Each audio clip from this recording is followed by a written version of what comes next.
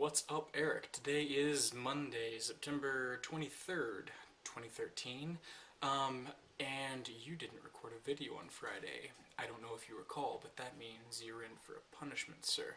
I haven't decided what it's going to be yet, but you should prepare yourself. It's going to be nasty. So, not a whole lot has happened the past weekend, honestly. We got a few new teachers in. We have I think there are a couple. There's a guy and a girl that are from Poland. And then we went out this weekend to my favorite bar, which is right around the corner. Found out it takes me 10 minutes to walk to my favorite bar. And tonight, I found out it takes me 10 minutes to walk to my favorite... Well, okay, so McDonald's isn't my favorite restaurant. But there's a McDonald's 10 minutes walk away. I just walked there tonight. And I got a Big Tasty. I haven't opened it yet, but look. Big Tasty. Now, speaking to my mother, I actually have discovered that we had Big Tasties in America, like when I was a kid 20 years ago, and, well, 25 years ago, I guess. And I loved them when I was a kid. How I loved them when I was a kid is beyond my ability to quite comprehend, as when I was 2 years old, this burger was about the size of my head.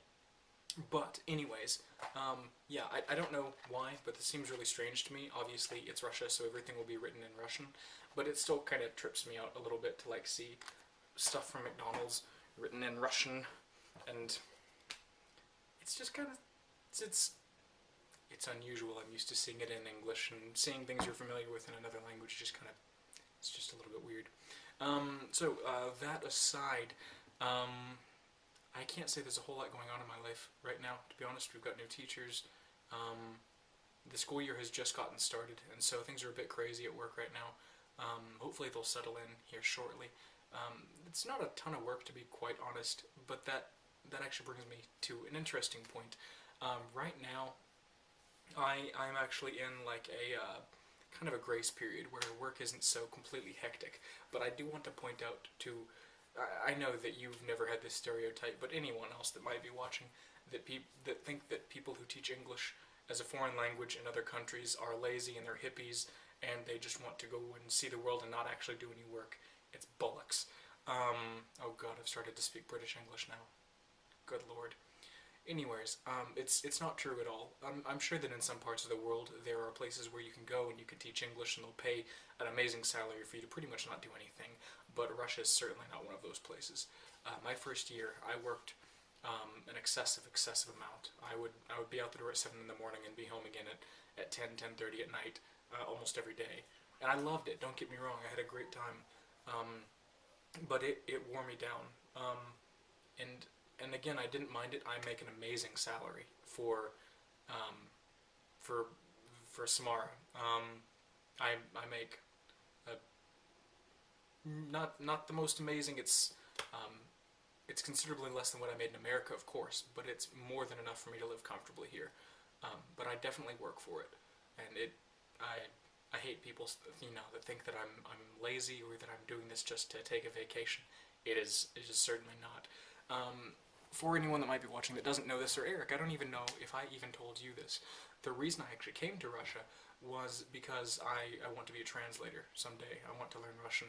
I might have said this in the last video, but I came here so that I could, increase my fluency in Russian, and I'll come back to America someday, and I don't know if I want to teach Russian, but at least be a translator. And I'm also working on French, which I already told you about. And I'm wanting to get Japanese under my belt as well. I tried Chinese. The tones were too ridiculous on my first class that I took here.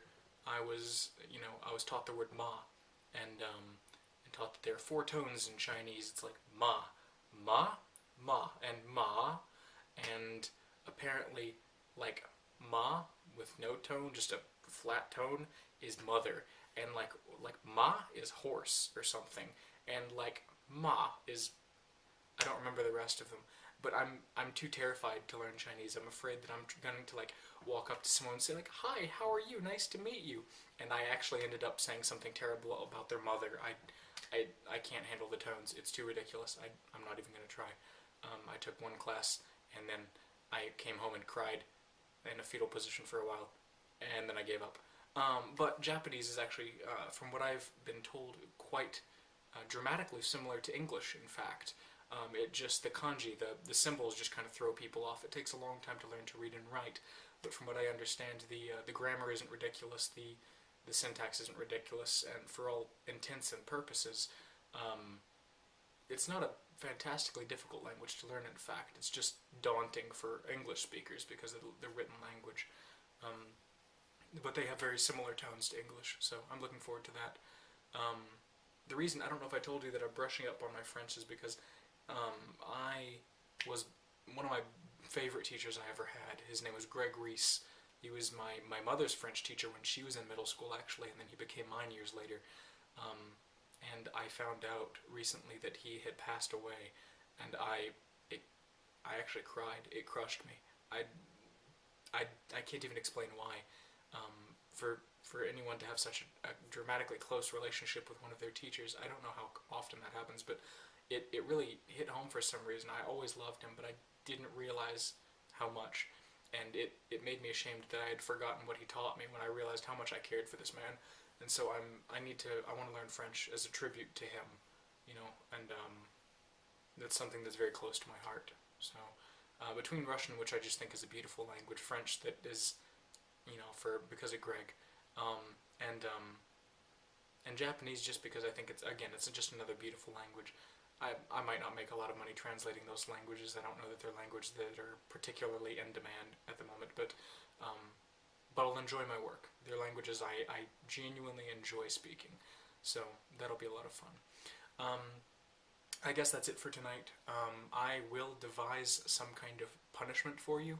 I'll try to keep it a little bit light so that I don't do something ridiculous to you and then I end up missing a video and you know, make me pay for what I did to you.